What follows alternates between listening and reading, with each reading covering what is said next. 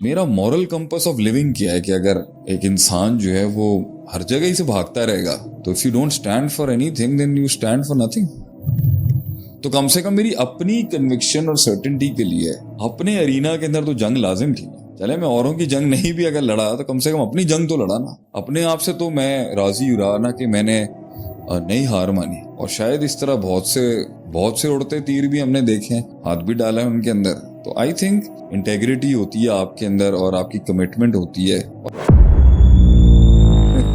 दुनिया एक में बंद करती है, लड़ना है मरना है। अभी हमने 10 खोल दी। हाँ, हर जगह नहीं लड़ना हो सकता। किसी जगह पे नेल्सन मंडेला ने 27 साल जेल काटी है मनवाने के लिए। वो माने लोग, कहीं जेलें हैं, कहीं दर्द है, कहीं खामोशी है, कहीं हिजरतें हैं। It's a mix of many things in the bags. तो शेख, मैं आगे जाने के बजाय और पीछे लेके जाता हूँ। दिल कर कि मतलब जब जिंदगी बहुत क्लैरिटी के साथ आपको थ्रेट कर रही होती है, आप पिस रहे होते हो, स्लैंडरिंग्स हैं, बहुत सारे मसाइल हैं और दिख रहा होता है कि आगे जाने का मतलब ना प्योर मौत है। और इंसान वहां पे कह देता है कि यार I don't want to start it. तो इंसान फिर शेख क्यों स्टार्ट करे, क्यों उठे, क्यों चले? इंटेग्रिटी है। आम जिंदगी वो एक इजी एग्जिट ले सकता है ना। एक आम जिंदगी नहीं जी सकता वो। मेरे ख्याल से यही तुमने मुझे कहा था आज से 10-15 साल पहले। वे आप जा तो सकते हैं, जी नहीं सकेंगे, मर जाएंगे। तो जाना आसान है लेकिन जीना मुश्किल है। अगर मैं इस रास्ते से हट जाता तो जा तो मैं सकता था मगर जी नहीं सकता था। जा और जी में बहुत फर्क है। जी नहीं पाता क्योंकि एक पूरा प्रोसेस है पीछे की जिंदगी से जो प्रोग्राम्ड हुआ हुआ है, ना झुकने का, ना सर झुकाने का, ना किसी की दाढ़ के नीचे आने का, ना दबने का।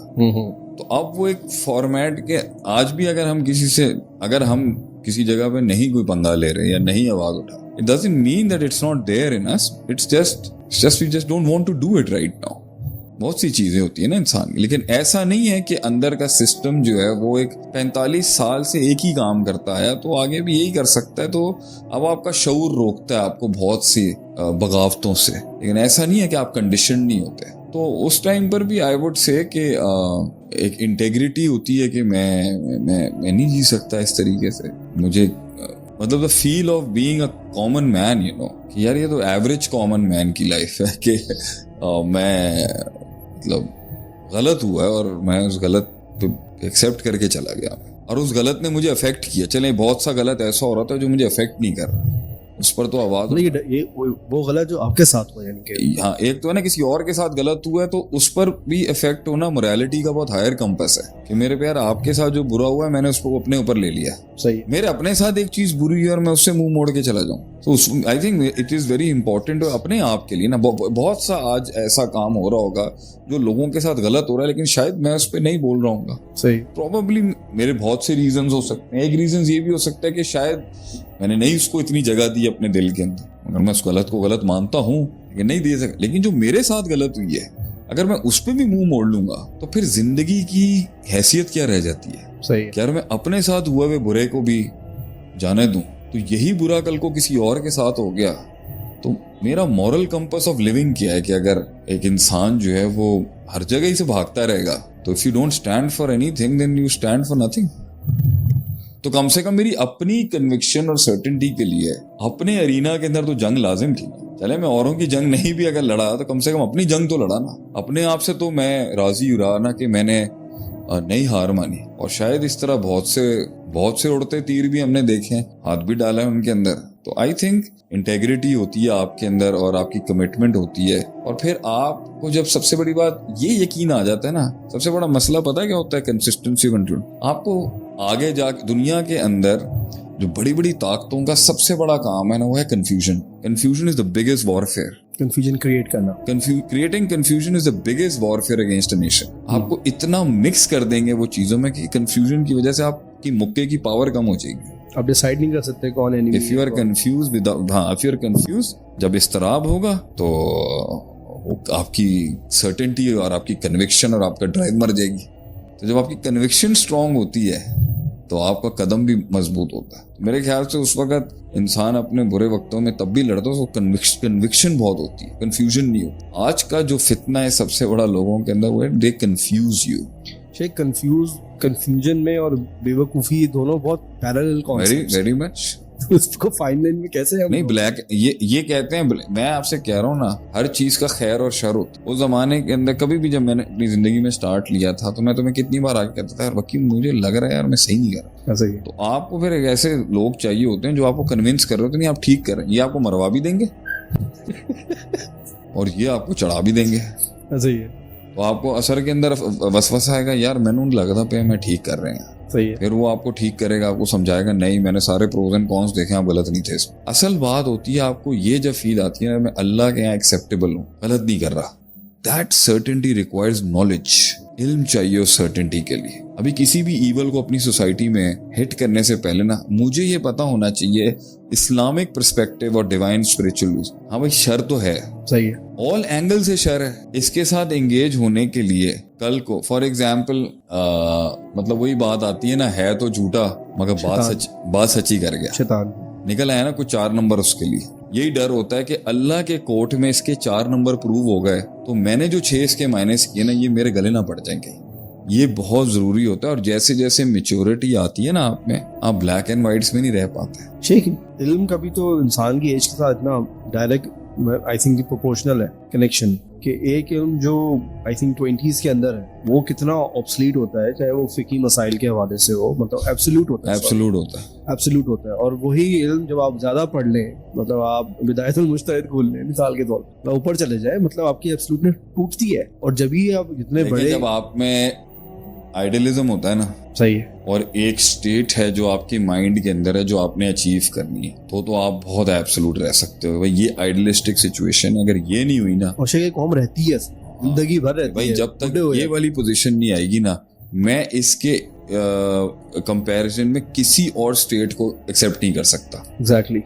तो ये एक्सट्रीमिज्म का एक बहुत खतरनाक पहलू है कि वो एक आइडियलिज्म को ही मानता है, वो सारी जिंदगी मानता वो सारी जिंदगी कहने का, लेकिन बड़ी एज में जितनी एज को मानेगा वो नुकसान है कौम का। सही है। तो आइडियलिज्म के अंदर जब आप रह रहे होते हो तो उसमें दूसरी कोई सिचुएशन उसको दिखाई नहीं जा सकती, दूसरा कोई लीडर उसे दिखाया नहीं जा सकता, दूसरी कोई पावर उसे दिखाई नहीं जा सकती। तो इसका ये सवाल क्या था जो मैं पूछा था कि आपने कहा था उसके लिए इल्म चाहिए होता है उस कन्विक्शन के लिए, तो मैंने फिर ये सवाल एक और से जब आप जब जैसे ही आप में डाइवर्सिटी आती है ना और आपके काम निकलते हैं लोगों से, और वर्केबिलिटी के अंदर आपको दुश्मनों से भी काम लेना पड़ता है। एक ह्यूमन साइकोलॉजी है, मेरा दुश्मन अगर मेरी हेल्प कर रहा है किसी काम में तो थोड़ा सा मेरा नैरेटिव हल्का नहीं हो जाएगा उसके बारे में। तो इसलिए तो वो आयत आती है ला तत्तखिजुल यहूदा व नसारा औलिया, कि भाई ठीक है बिजनेस अलाउ हो सकता है किसी यहूदी के साथ या किसी क्रिश्चियन के साथ, मगर क्या वो आपके आइडियोलॉजिकल स्टैंसेस को वीक तो नहीं कर रहा वो रिलेशनशिप, कि हमारा नजरियाती इख्तलाफ है आपके साथ। ये बैलेंसिंग करना बहुत जरूरी होती है। इसलिए जब आपका इल्म बढ़ता है तो आपके फैसले जो होते हैं ना वो दो टोक नहीं हो पाते, क्योंकि आपके पास एंगल्स बढ़ जाते हैं एक चीज को देखने के। इसलिए जो एनर्जी इस्तेमाल होती है ना, सही इनकलाबी एनर्जी जो होती है वो ये 18 से 30 साल की और एब्सोल्यूटनेस के ऊपर खड़ी होती है। वो एब्सोल्यूट इसलिए क्योंकि उसकी एक आइडियलिस्टिक पोजीशन है जो इसको 40s में भी ले जाते हैं, 30s में भी ले जाते हैं, आगे फिर डिप्रेशन है इनके लिए। क्योंकि अगर वो पोजीशन उनसे अवेल ही नहीं हुई 20-25 सालों में भी, तो अब वो जो उसका सेटबैक आएगा वो किस पे निकालेंगे। एक चीज अचीव ही नहीं हुई और फेलियर 20 साल तक चला गया, तो what they gonna do with it. So it's a difficult situation. ये कन्वर्जन कराना, ये ट्रांजिशंस कराना एजेस की, आइडियोलॉजीज की, प्रेफरेंसेस, प्रायोरिटीज की आसान काम नहीं होता। चाहिए कि हमारे सोसाइटी को, मतलब मैं कहूँगा कि सुपरमैन बनने का शौक है। मतलब ठीक है कुछ लोगों को सूट करता है वो सुपरमैन बने, अल्लाह ताला ने उनको दिया है, लेकिन इस कायनात का मिजाज नहीं है कि हर इंसान ही सुपरमैन बन जाए और मतलब वो सेवियर के तौर पे, मतलब हर जगह पे हम देख रहे होते हैं, आ रहे हैं, और हमें फील आ रहा होता है कि यार तुम अपना टाइम वेस्ट कर रहे हो, तुम लोगों का टाइम वेस्ट कर रहे हो। तो शेख इसको क्या कहते हैं आप इसको? being everybody trying to be superman, yes, being a savior। मतलब कुछ होते हैं जो वाकई केपेबल होते हैं। और हर बंदा सुपरमैन है मगर अपनी डोमेन को समझते हुए उसमें काम करे और अपने सारे पर्टिकुलर्स और सारे आर्टिकल्स को देख के ग्रो करे। मगर जब आप जंप लगाओगे ना और अनप्रेसिडेंटेड अनकंट्रोल्ड जंप होगी वो, तो वो फितना और फसाद ही बनेगा आगे से। मेरे ख्याल से जंप लगाने की टाइमिंग होती है, औकात बढ़ाने की टाइमिंग होती है, एक प्लेसमेंट होता है उसके साथ, और सोसाइटी के सारे लोग ही सुपरमैन है। Everybody is important in the eyes of Allah. हर बंदा एक सुपर काम कर ही रहा होता है, मगर उसने नेक्स्ट फेज में कब ट्रांजिट करना होता है, इसकी टाइमिंग बहुत इंपॉर्टेंट है। अगर मैं आज वो दावा कर दूं जिसके लिए मैं रेडी नहीं हूं, तो वो फसाद ही क्रिएट करेगा। तो टाइमिंग बड़ी इंपॉर्टेंट होती है। फिर उसके बाद विल टू ग्रो, और the more you grow the toll of pressure will increase. लेकिन शेख, अब जैसे मैं इसको देखता हूँ कि एक अबू बकर की खिलाफत थी और एक उमर रज़ियल्लाहु अन्हु का एक उसके अंदर एक रोल था। तो अबू बकर को बड़ा करने में, उनको खलीफा मानने में उमर रज़ियल्लाहु अन्हु थे ना, जिन्होंने उनको बड़ा किया। तो अगर मैं एक पर्सपेक्टिव से बहुत बड़ी लीडरशिप की क्वालिटी है कि अपने अंदर सारे वसफ और सारे औसाफ होने के बाद भी आप किसी और को आगे कर देंगे। It's your turn. शेख, उधर तो वो सुपरमैन नहीं बने, उन्होंने किसी और को बना दिया। That's my point. आम ये कहना चाहिए ना, sometime Superman is always not saving the world by yourself. Exactly. Superman sometime is creating another Superman.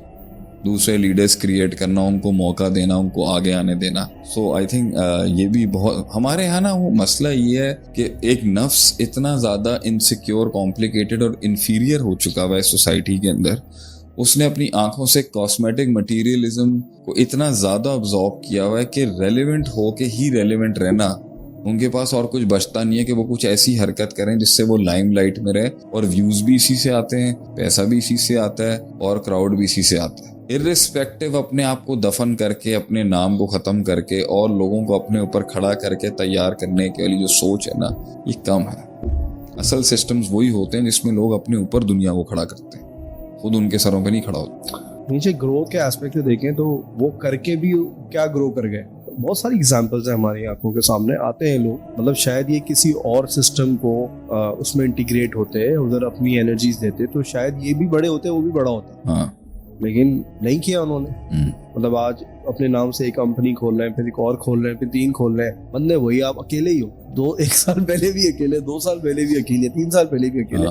Comparatively अगर आपकी ही एनर्जी किसी और जगह इंटीग्रेट होती। एक आदमी तो 36 इदारों से गुजरने के बाद फिर आगे मतलब 36 इदारों से गुजर के तूने अपनी एनर्जी को कहाँ लगाया। और अगर तू एक ही जगह के ऊपर अपनी 10 साल एनर्जी लगा लेता तो वो 36 इदारों से बड़ा तेरा इदारा होता। एग्जैक्टली। इशारा है यहाँ पे, एक आदमी ने 36 इदारों के अंदर स्विच लिया है हमारे दौर में। सही है, ठीक है, कहीं कुछ नहीं मिला। लेकिन अगर एक ही इदारे के अंदर वो 36 इदारों की एनर्जी डाल लेता, कॉम्प्लीमेंट करता उसके साथ, उसके खैर शर के साथ रहता, तो वो भी ग्रो करता, बहुत ऊपर होता आज उस एक जगह पे बनिस्बत 36 जगहों पे मुंह मारने गया, प्लस वो सिस्टम भी उसके एफर्ट से बहुत ग्रो करता। तो ये लॉयल्टी कमिटमेंट, सिंसेरिटीज जो है ना, ये लोगों में नहीं होती। लेकिन बहरहाल गिर के खड़े होना मुश्किल काम है, चीज़ों को एग्जीक्यूट करना मुश्किल काम है।